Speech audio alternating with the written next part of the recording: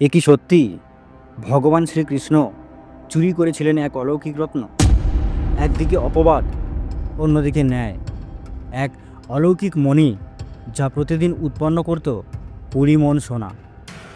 একদিন সেই মণির মালিক হারিয়ে গেলেন, আর তারপরেই গোটা দ্বারকায় ছড়িয়ে পড়ল গুজব ভগবান কৃষ্ণই নাকি হত্যা করেছেন তাকে এবং আত্মসাৎ করেছেন সেই অলৌকিক রত্ন। কি ছিল আসল সত্য? কেন ভগবান শ্রীকৃষ্ণের ওপর এসেছিল চোর ও হত্যাকারী অপবাদ? কে ছিল আসলে প্রকৃত দোষী? আর কেন এক মহাযোদ্ধা ভগবান রামের ভক্ত জাম্ববন্তের সঙ্গে ভগবান শ্রীকৃষ্ণের চলল 21 দিনব্যাপী ভয়ঙ্কর যুদ্ধ? দেখুন সামন্তক রত্নের রহস্যময় কাহিনী। আশা করছি ভিডিওটি সম্পূর্ণভাবে শেষ পর্যন্ত দেখবেন। ভিডিওটি ভালো লাগলে অবশ্যই লাইক, কমেন্ট ও শেয়ার করবেন, আর আমাদের চ্যানেলকে সাবস্ক্রাইব করতে ভুলবেন না। তো শুরু করছি আজকের ভিডিও।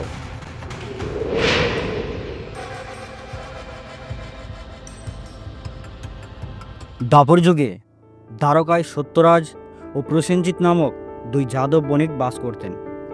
বড় ভাই সত্যরাজ ছিলেন সূর্যদেবের বড় ভক্ত।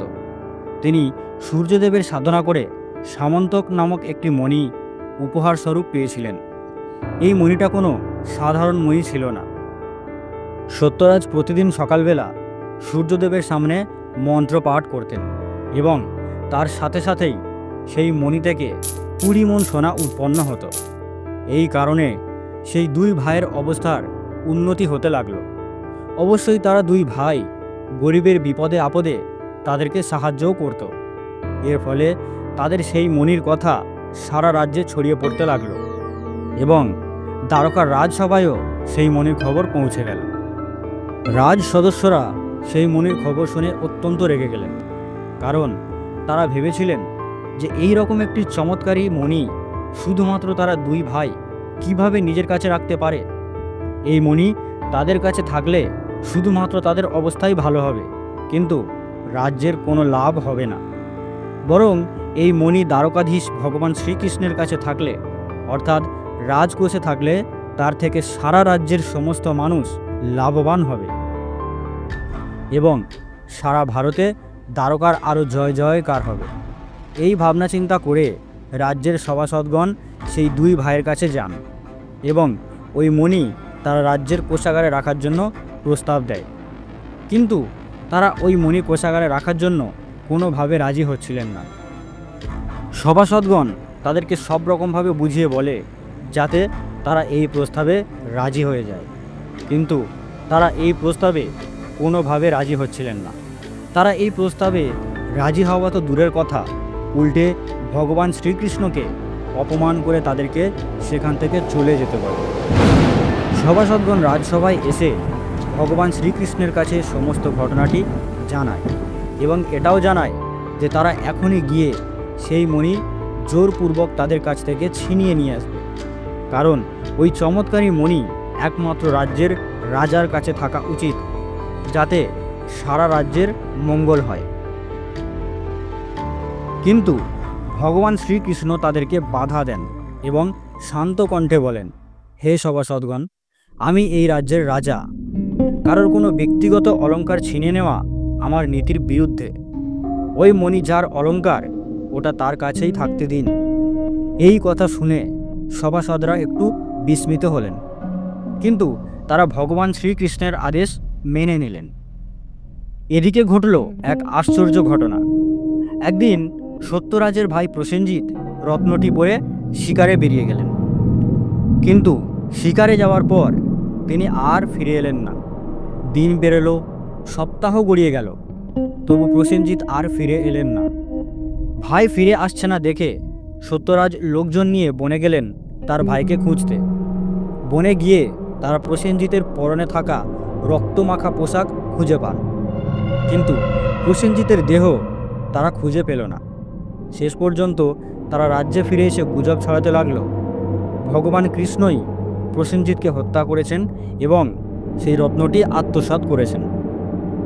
দ্বারকার অলিতে গলিতে ভগবান শ্রীকৃষ্ণের এই বদনাম রটাতে লাগলো সত্যরাজের এই কাজে ভগবান বলরাম ও তার সভাসদরা অত্যন্ত রেগে গেলেন এবং সত্যরাজকে শাস্তি দেওয়ার জন্য ভগবান শ্রীকৃষ্ণের অনুমতি নিতে গেলেন। এই সমস্ত কথা শুনে ভগবান শ্রীকৃষ্ণ তাদেরকে আবার বাধা দিলেন। ভগবান শ্রীকৃষ্ণের এই ব্যবহারে সভাসদরা একটু আশ্চর্য হলেন। ভগবান বলরাম বললেন, যে তোমাকে চোর দুর্নাম দেওয়ার মতো জঘন্য মিথ্যাচার ও অপরাধ করেছে তাকে শাস্তি দেওয়াটা কি আমাদের কর্তব্য নয়? কিন্তু ভগবান শ্রীকৃষ্ণ শান্তভাবে বললেন, এই অবস্থায় যদি আমি তাকে হত্যা করি তাহলে এই দুর্নাম আরও বাস্তব হয়ে উঠবে, কারণ তখন রাজ্যবাসী ভাববে যে সত্যরাজ সত্যি জেনে গিয়েছিল, তাই আমি তাকে হত্যা করে দিয়েছি। বলরাম বললেন, তাহলে এখন আমাদের কি করণীয়? ভগবান শ্রীকৃষ্ণ বললেন, আমি নিজেই যাব সত্যের সন্ধানে। আমি জানি সত্য কখনো চাপা থাকে না। ভগবান শ্রীকৃষ্ণ বেরিয়ে পড়লেন সত্য অনুসন্ধান করার উদ্দেশ্যে। বনের গভীরে পা রাখলেন তিনি। দীর্ঘ অনুসন্ধানের পর একদিন খুঁজে পেলেন প্রসেনজিতের দেহাবশেষ। ছিন্ন ভিন্ন রক্তাক্ত একটি গাছতলায় পড়ে আছে। তার কাছেই পাওয়া গেল এক সিংহের পায়ের ছাপ। ভগবান শ্রীকৃষ্ণ বুঝলেন প্রসেনজিৎ নিহত হয়েছিলেন সিংহের আক্রমণে। আরও সামনে গিয়ে যা দেখলেন, ভগবান শ্রীকৃষ্ণ তাতে আশ্চর্য হয়ে গেলেন। সেই সিংহকেও কেউ হত্যা করেছে। রক্তাক্ত ভূমির পাশেই পড়েছিল সিংহের মৃতদেহর অবশিষ্ট অংশ। তার তীক্ষ্ণ দৃষ্টি অনুসরণ করল রক্তের দাগ, এবং সেই দাগ পৌঁছালো এক অন্ধকার গুহার দ্বারে। ভগবান শ্রীকৃষ্ণ সোজা গুহার ভেতরে প্রবেশ করলেন। গুহার ভেতরে প্রবেশ করতেই এক বিশালকায় ছায়ামূর্তি এগিয়ে এলো তার সামনে। তিনি ভগবান শ্রীকৃষ্ণকে প্রশ্ন করলেন, তুমি কে যে এই গুহায় প্রবেশ করেছ? ভগবান কৃষ্ণ বললেন, আমি দ্বারকাধীশ শ্রীকৃষ্ণ। আমি এসেছি সামন্তক মণিকে ফেরত নিয়ে যেতে। ভাল্লুকাকৃতি সেই পুরুষ হেসে উঠলেন, এই রত্ন আমি সংগ্রহ করেছি একটি পশুর মৃতদেহ থেকে। তুমি কে যে এটি ফেরত নিতে চাইছ? আমি এটি তোমাকে ফেরত দেব না। তিনি আর কেউ নন, ভগবান রামের পরম ভক্ত চিরঞ্জীবী জাম্ববান।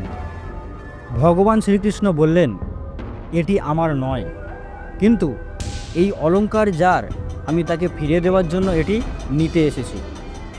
আর এই মণি না নিয়ে এখান থেকে আমি যাব না। জাম্ববান্ত বললেন, কিন্তু এই মণি এখন আমার অধিকারে, এই মণি আমি দেব না। আর তবুও যদি এই মণি তুমি নিতে চাও তাহলে আমাকে যুদ্ধে পরাস্ত করে তারপরে এই মণি নিয়ে যেতে পারো। ভগবান শ্রীকৃষ্ণ যুদ্ধের আহ্বান স্বীকার করলে শুরু হলো এক মহাযুদ্ধ। গুহার ভেতরে পর্বতের বুকে অন্ধকারকে ছিন্ন ভিন্ন করে ধ্বনিত হতে লাগলো অস্ত্রের শব্দ, আঘাতের গর্জন। একদিন, 2 দিন, 3 দিন, এভাবে গড়ালো 21টি দিন। দুই অদম্য শক্তি একে অপরকে পরখ করল প্রতিটি ঘায়ে, প্রতিটি আঘাতে। শেষ দিন যুদ্ধের ক্লান্তিতে ভগবান শ্রীকৃষ্ণের কাছে পরাজিত হয়ে জাম্ববান্ত দাঁড়িয়ে রইলেন স্থির হয়ে। তিনি লক্ষ্য করলেন ভগবান শ্রীকৃষ্ণের চোখকে, সেই দীপ্তি, সেই করুণা, সেই চেনা মুখ।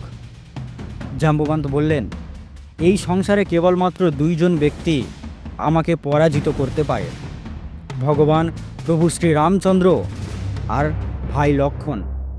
কিন্তু তুমি আমাকে পরাজিত করেছ। প্রভু শ্রী রাম বলেছিলেন দাপরে বাসুদেব কৃষ্ণরূপে আমাকে দর্শন দেবেন। সেই থেকে আমি তার জন্য অপেক্ষা করছি। তুমি সত্যি করে বলো যে তুমি কে? ভগবান শ্রীকৃষ্ণ মুচকি হেসে বললেন, আমিই বাসুদেব কৃষ্ণ। এই কথা শুনে তার হৃদয় কেঁপে উঠল। তিনি ধীরে ধীরে হাঁটু গেড়ে বসলেন। বলে উঠলেন, হে প্রভু, আপনিই আমার প্রভু শ্রী রামচন্দ্র। আমি আপনাকে চিনতে পারিনি। আপনি তো আমার ইষ্ট, আমার স্বামী, আমার রঘুনন্দন। চোখে জল এসে গেল ভগবানের শ্রীকৃষ্ণের। জাম্ববান্ত মাটিতে লুটিয়ে পড়ে তার পায়ে মাথা রাখলেন। তারপর তিনি বললেন, এই সামন্তক রত্ন আমি আপনার হাতে তুলে দিচ্ছি, আর আমার কন্যা জাম্বুবতীকেও। সে আপনার সেবায় নিজেকে উৎসর্গ করতে চায়, তাকেও আপনি দয়া করে গ্রহণ করুন। ভগবান শ্রীকৃষ্ণ সম্মান সহকারে বিবাহ করলেন জাম্বুবতীকে। দ্বারকায় ফিরে এসে শ্রীকৃষ্ণ সবাইকে জানালেন আসল সত্য।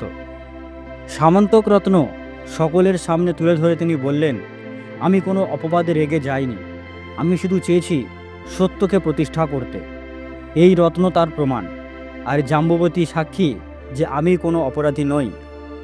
রাজ্য জুড়ে আবার ছড়িয়ে পড়ল প্রশান্তি, আস্থা আর ভগবান শ্রীকৃষ্ণের প্রতি শ্রদ্ধা। এই কাহিনী আমাদের শেখায়, অপবাদ যখন জীবনকে মিথ্যার অন্ধকারে নিয়ে আসে, তখন তা দূর করার জন্য সত্যের আলোর প্রয়োজন হয়।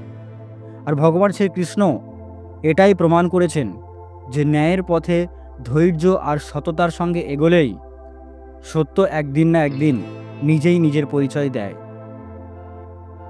মিথ্যা অপবাদে রাগ করে প্রতিশোধ নিলে হয়তো ক্ষণিকের শান্তি মেলে, কিন্তু সত্য প্রতিষ্ঠা করতে চাই ধৈর্য, যুক্তি আর প্রমাণ। ভগবান শ্রীকৃষ্ণ এই লীলার মাধ্যমে আমাদের সেই পথই দেখিয়েছেন।